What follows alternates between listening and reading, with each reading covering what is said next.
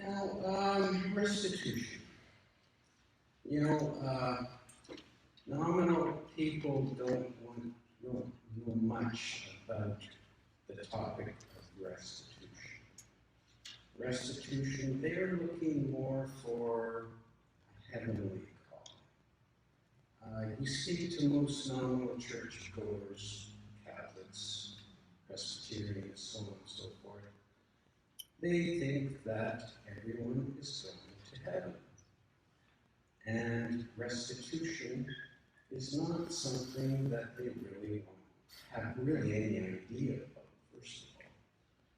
Brother Russell wrote about the topic of restitution in the book, The Divine Plan of the Ages, that Daniel spoke, or I forget, that Daniel spoke about Divine Plan of the Ages, right? No, it was, right, Brother Smith, right.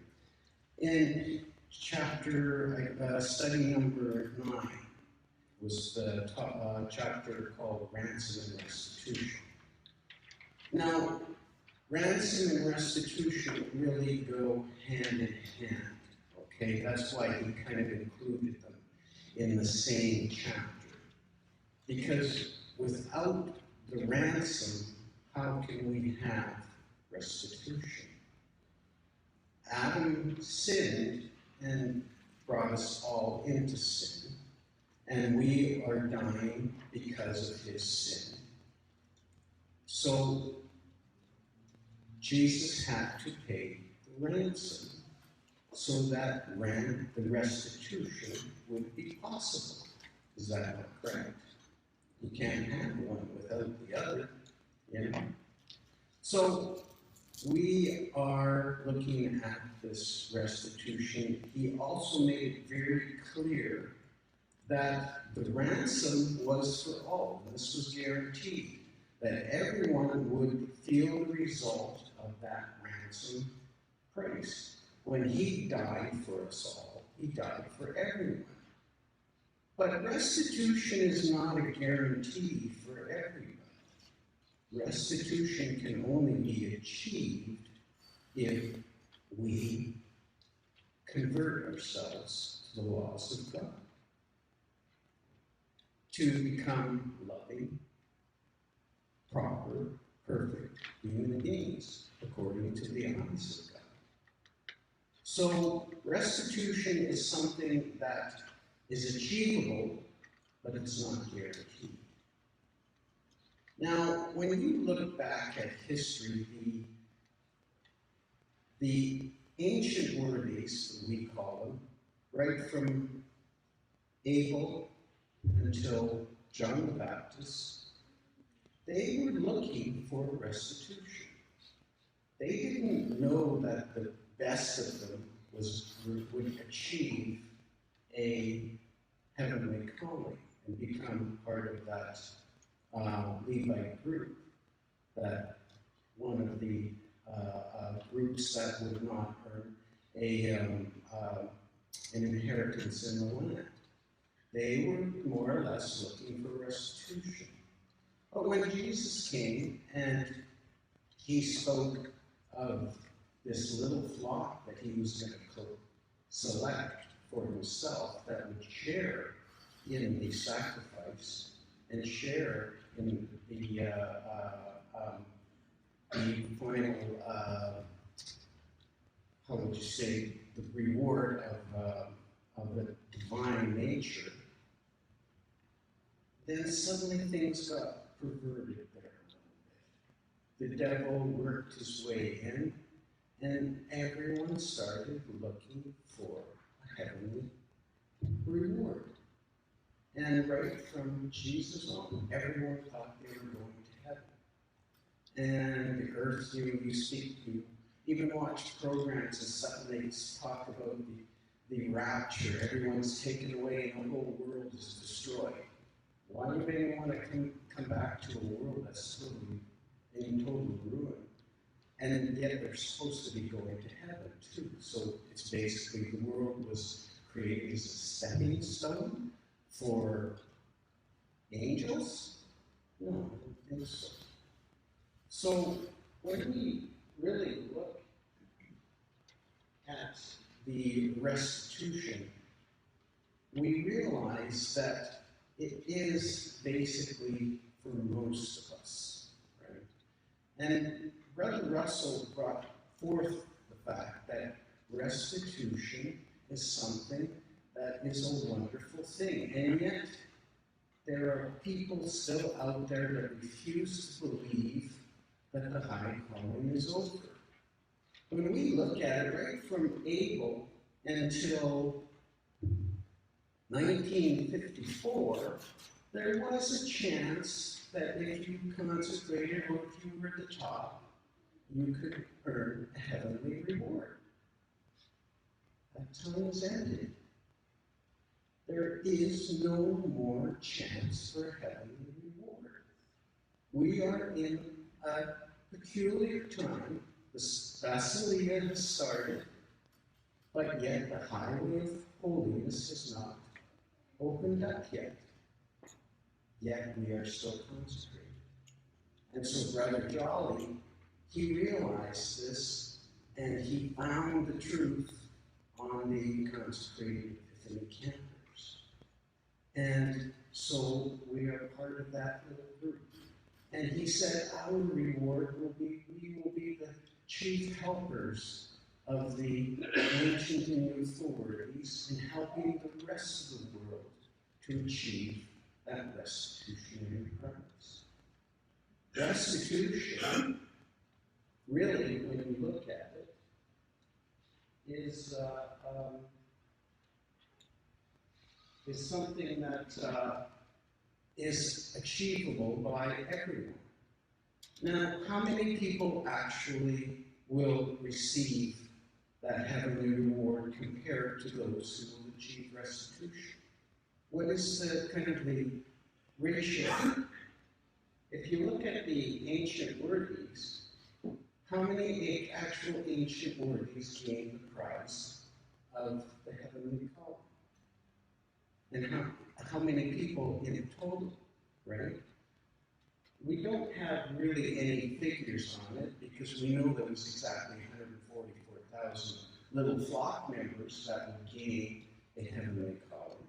But the rest of them, we don't know any numbers. But if we just take a little guess here, and this is just guessing, okay? In Kings 19:18, Elijah said, there's only me. I'm the only one left, that hasn't bowed down to Baal. And God said, look, there are 7,000 more. So if we just take a little figure here, and we say, okay, out of the ancient worthies, just to guess, there was 4,000 years that ancient worthies could be come into that could be accepted as faithful enough. And there's 30 generations for every 1,000 years, so that comes to 4 times 30 times 7,000, maybe 840,000 ancient worthies. Maybe. This is a guess, okay? Of course, 144,000 little flock members. Then, great company members. We're not sure exactly how many great company members. It says it's a number without count. But there was, let's just take a guess here, there was 60 posts in the court. So let's just say there was 60 great company members for every little flock member. So let's say there was 8,640,000 great company members. This is just a guess. Don't take these figures literally. I'm just trying to prove a point here. So, from 1881, from the time that the youthful worthies were being, as individuals, were being formed as individuals, and until 1954, from 1914 on as a class, that's only 2 generations. So how many youthful worthies could there have been? Not a lot, right? But just out of argument's sake, let's just say another million. Okay? You add it all up, that's 10,700,000 people that would have gained a heavenly prize. You take that figure and you divide that into that 250 billion people that have ever born and lived on this earth, you have a ratio of 0.000043136. Not many, is it? It's about 0.0043% of all the people, or about 43 people out of every million. It's not a lot, is it? So the vast majority of people that ever lived on this earth will gain what? Restitution. Which proves that God did not create man to be a stepping stone for angels. He created us for a purpose, a reason. So, is restitution so bad? And why do these people who insist that the high calling is not over just don't want anything to do with restitution? Webster's dictionary defines restitution as the restoration of something lost or stolen to its proper owner. So what did we lose? First of all, we lost a paradise when Adam was kicked out of the Garden of Eden. It started as just a garden, a small garden, but if Adam had never sinned, it probably would have grown and grown and expanded and become the entire earth. And the entire earth would have become a garden. And we lost that.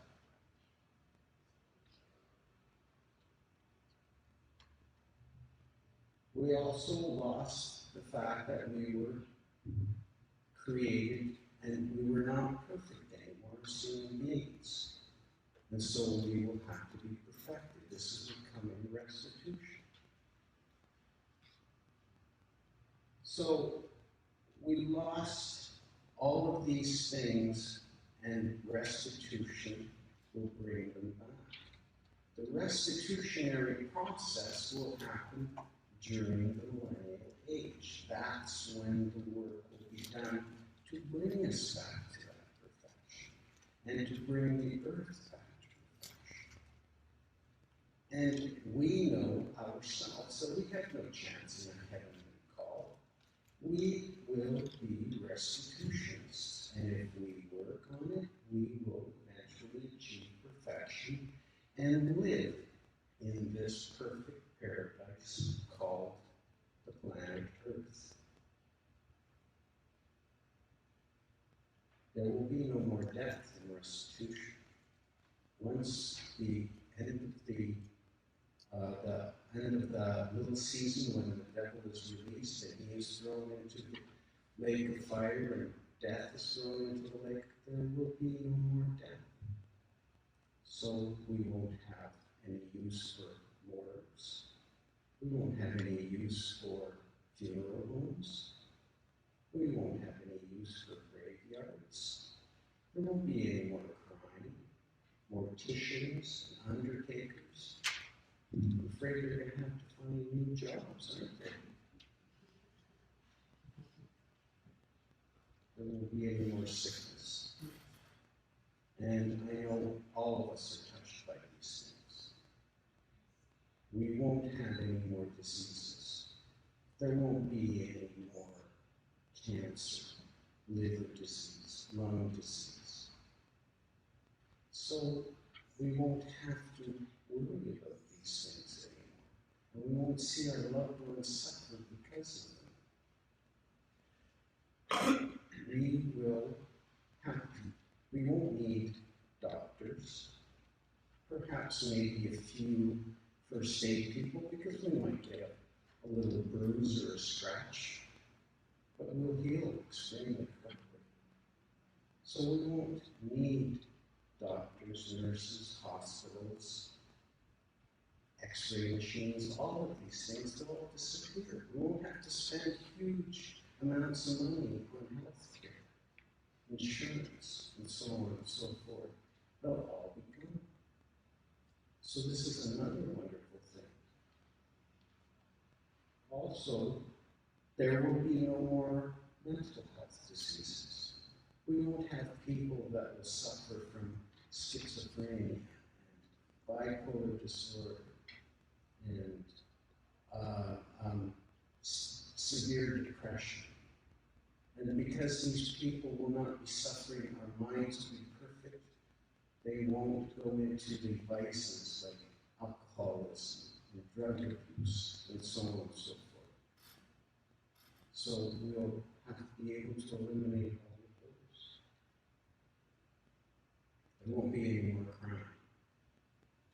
Can you imagine? You won't even have to have a lock on your door. Nobody's going to buy a security system. Are you kidding? We won't have to worry about walking the streets at night. You'll be able to go down any back alley, any place. And if you see someone coming along, you'll greet them as a friend. We won't have to worry about drug cartels and murders and thievery, any of those things. They'll all be gone. We'll probably eliminate money. Money being the root of all evil. And with the elimination of money, everything will be done with just a handshake. And we'll learn not to be greedy. We'll learn to share everything. What would there be a need for money for? We're all perfect human beings. Well, when the guys say, oh, I'm worth this much, and they say, I'm worth that much. No, they're not being worth. They don't pride as far as things like that are concerned. Everybody's worth will be considered the same. Doesn't matter what you have talent in, it will be considered a viable part of society. And so everyone will just live together without trying to pile up. So we'll eliminate banks. We'll eliminate bankers, all those big, tall buildings in downtown. We'll turn them into apartments and stuff like that because they'll go into banks mostly. There won't be mortgage payments being made and so on and so forth. And lenders and predatory systems like that. Visas and all that stuff. There won't be any more wars. How many wars are there out there? How many revolutions are there out there? So we'll be able to take all of these weapons that we built, melt them down, and build proper tools for stuff that we can actually use. We'll use technology that was developed from these things, and a lot of technology was developed from the creation of weapons, like the microchip, basically developed for the space race, which was basically developed for intelligence systems. So we will eliminate all of those things, and you know how much money and resources goes into the development of weapons and war? There won't be any more armies. You won't have to worry about people being sent off to foreign lands to die for us. There'll all be at peace. There won't be nations anymore. There won't be one big happy nation. Kingdom of God.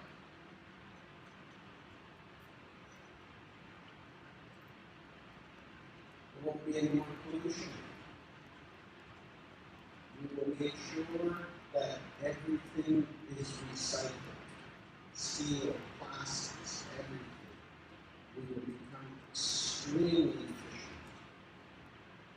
We won't be using coal and fossil fuels anymore. We will use solar power, We will use thermal, nuclear, not nuclear, but thermal power. We will use the winds and the tides. These will become our energy sources. Clean energy. No longer will we have dirty waters and dead lakes and polluted air. Everything will be clean.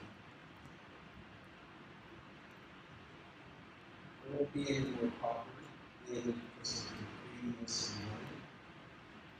But everybody's will be valued the same. And because of the fact that everyone is valued the same and everyone is perfected, we will go and we will take what we need. There'll be plenty of food for everyone. There'll be plenty of clothing for everyone. There won't be any such thing as poverty. Can you imagine? When I was a little kid, I used to watch television, and every so many hours there was another advertisement. Give to feed the starving people in Africa. There's still starving people in Africa. This is 50 years later, and there are still people dying of starvation. They haven't been able to solve that problem. But we will eliminate it. There won't be any such thing. But we no more homelessness. We will all have our own house, our own home. And we won't build them like we build them now, the last 80, 100 years. We'll tear them down. We'll build them to last thousands of years.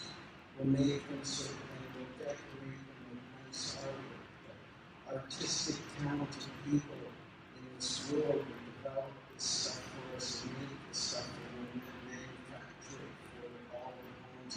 Every home will be surrounded by a nice garden with fruit trees and flowers and so on and so forth. We won't have any such thing as homeless people.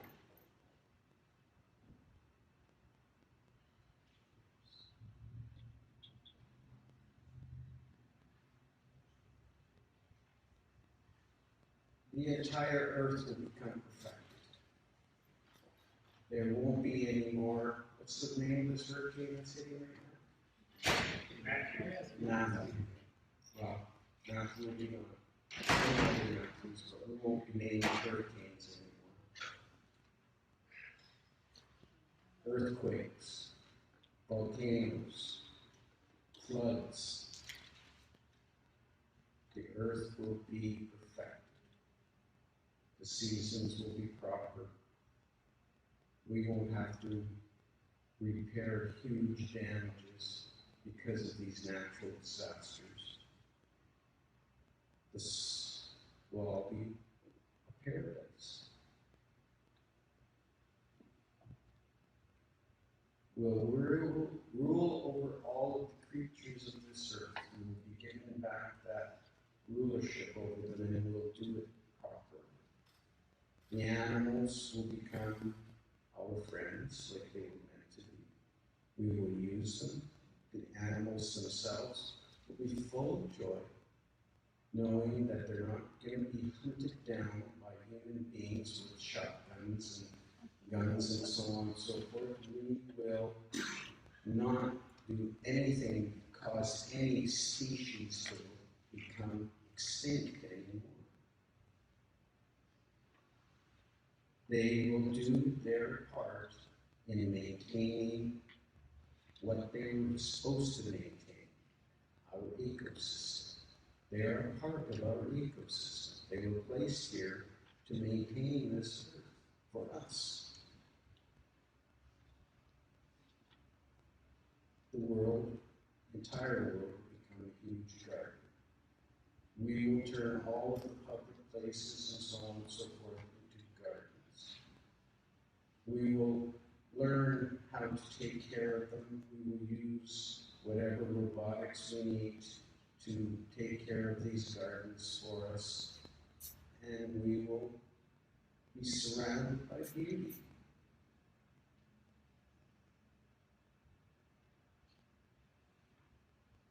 There will be only one faith. There won't be Muslims and Hindus and Shintos and so on and so forth. We will be of one faith, one God, one Lord, one religion, and we will not be arguing with each other like we do about what the truth is.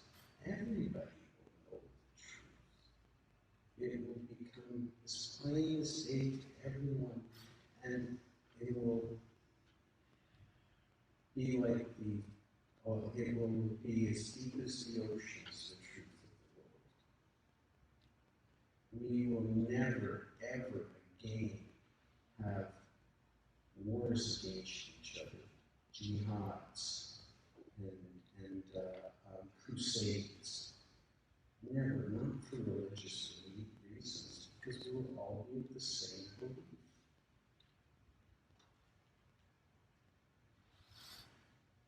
We're never going to stop learning. Some people think that, during restitution, I will just lie in my garden and with my mouth open, and the fruit will fall, and I will eat, and I will relax and rest all day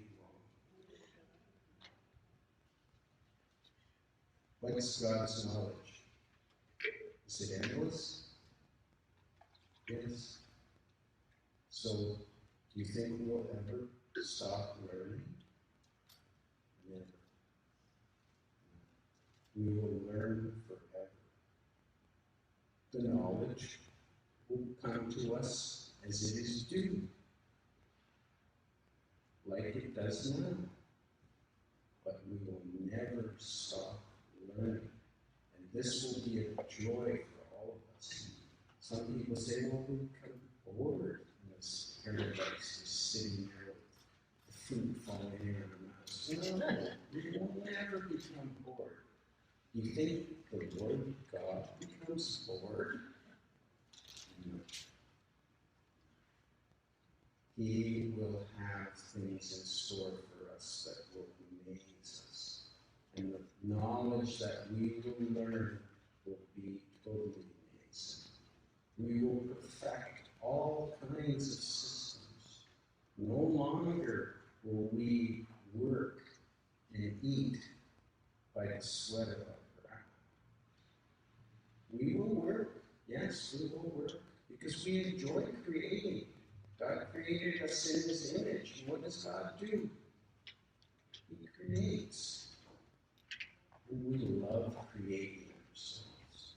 We love creating artistic things, coming up with new inventions, coming up with new ways to do things. We enjoy it. I do. I'm pretty sure everyone of you do too. But we won't be overworked. We will always have plenty of time for leisure, for fellowship, for doing all of the things we enjoy doing with our brothers, playing a little sports, or whatever. The simple things of life.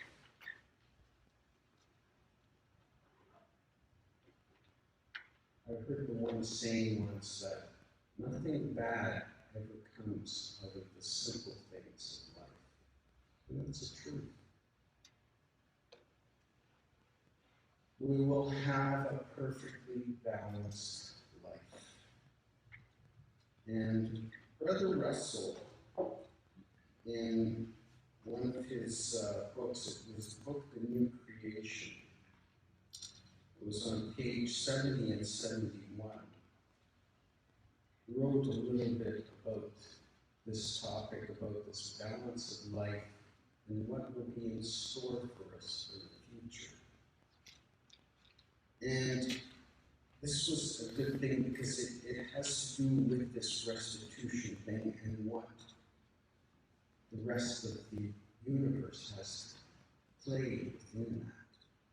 And it says, we need not anticipate a repetition in the other planets of of the sin experiences of our world, the earth, but on the contrary, we rest assured that this one exhibition of exceeding sinfulness of sin and of its terrible results can be and will be used of the Lord as a perpetual lesson to the beings yet to be created in his image in other worlds, and who shall learn by observation and instruction instead of by experience.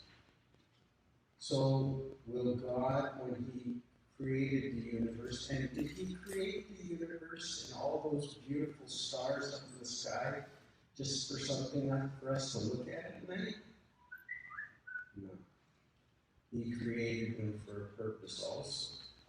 So every one of those stars has planets floating around it from what we know. And all of those planets he made habitable. For what kind of creation? Any other creatures. Our experience with sin will be the example for many.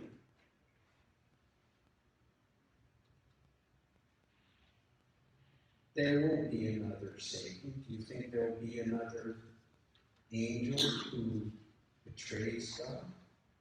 No. Will there be another Jesus who dies for another race? No. This was that one experience of sin for all angels to observe, for us to experience. God knew sin intuitively. He didn't have to be taught what sin would do. He knew it intuitively. But the experiences that we have here will be a lesson probably for the rest of the creation of God, for all time. So we, being the very first physical creatures that God created,